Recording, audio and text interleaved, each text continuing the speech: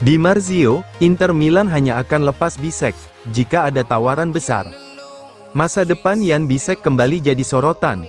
Bek asal Jerman itu dikaitkan dengan sejumlah klub Eropa setelah tampil impresif dalam beberapa kesempatan bersama Inter Milan, namun belum mendapatkan menit bermain reguler di bawah asuhan Christian Cifu. Menurut laporan terbaru dari pakar transfer ternama, Gianluca Di Marzio kepada Wetfreunde via FC Inter News, Inter tidak berencana melepas Bisek pada bursa transfer Januari tahun 2026, kecuali ada tawaran yang benar-benar besar. Saya tidak bisa membayangkan Bisek pergi pada Januari, ujar Di Marzio.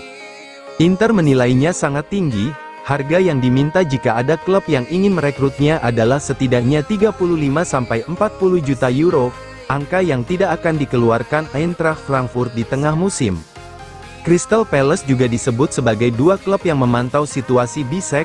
Klub asal Inggris itu bahkan disebut bisa melakukan langkah konkret di Januari mendatang, jika Marc Guehi hengkang. Namun, Di Marzio menegaskan bahwa Inter tidak menempatkan Bisek dalam daftar jual. Sang pemain masih dianggap bagian dari proyek jangka panjang Nerazzurri. Crystal Palace mungkin akan mencoba menggantikan Guehi jika dia pergi, lanjut Di Marzio.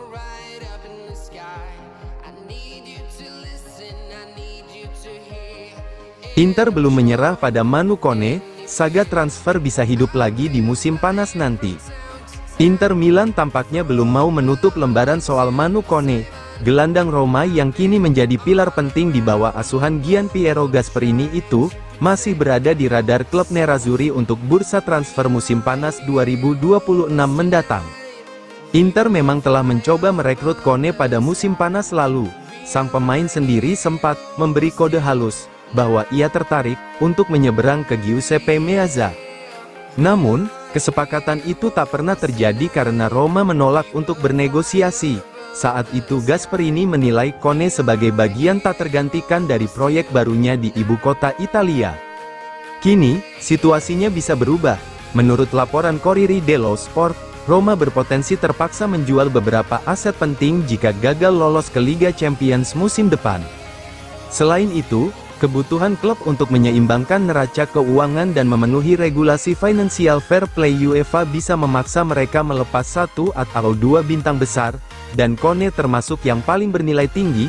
Menurut laporan yang sama, harga Kone dipatok sekitar 55 juta euro, jumlah yang tidak kecil, namun masih dalam jangkauan Inter Milan, terutama jika mereka berhasil menjual satu atau dua pemain musim panas nanti.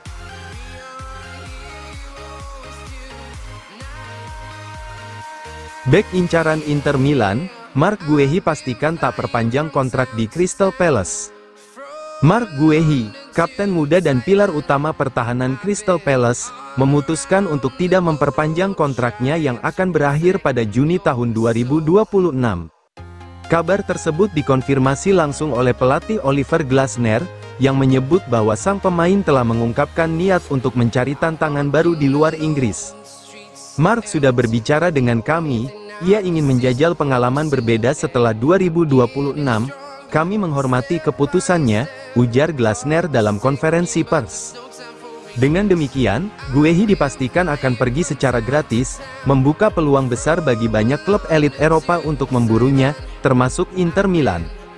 Tak lama setelah pernyataan Glasner, jurnalis transfer kenamaan Fabrizio Romano turut menegaskan bahwa keputusan Guehi bersifat final dan tidak dapat diganggu-gugat.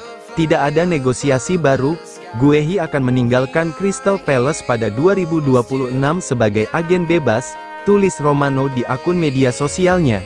Bagi Crystal Palace, kehilangan sang kapten jelas menjadi pukulan berat, mengingat Guehi bukan hanya andalan di lapangan, tetapi juga simbol kestabilan klub selama beberapa musim terakhir.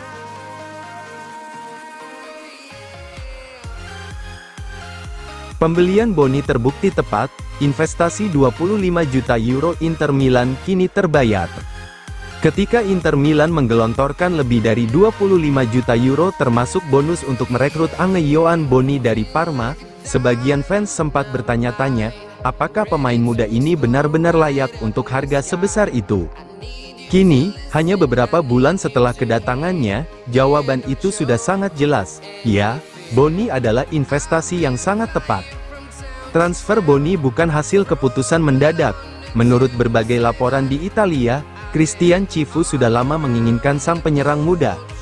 Ia menganggap Boni sebagai pemain dengan profil ideal untuk masa depan Inter Milan, berkat kombinasi fisik kuat, kecepatan, dan kemampuan bermain dalam sistem dua penyerang. Pihak klub juga sudah memiliki kesepakatan personal dengan Boni jauh sebelum negosiasi final terjadi. Sang pemain asal Prancis itu selalu memprioritaskan Inter Milan, dibanding tawaran lain dan tak pernah berpaling ke klub lain.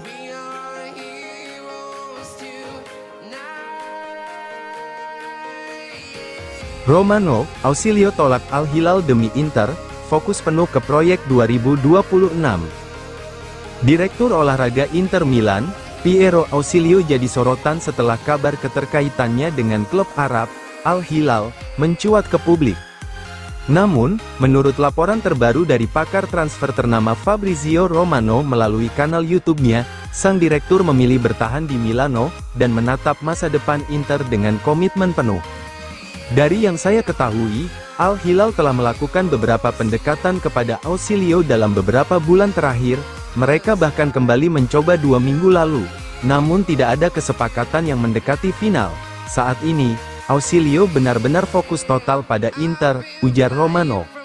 Meski mendapat godaan besar dari Timur Tengah, Ausilio menatap ke depan dengan penuh ambisi. Fabrizio Romano mengungkapkan bahwa sang direktur sudah mulai menyusun peta proyek Inter hingga 2026. Oleh karena itu, Ausilio sedang menggodok masa depan Inter dan menatap musim panas 2026. Penebusan Akanji sedang direncanakan, bek lain juga sedang dipertimbangkan, dan Inter sedang mengincar beberapa pemain. Kiper juga sedang dibahas. Meskipun Al Hilal bersikeras, situasi tetap tidak berubah.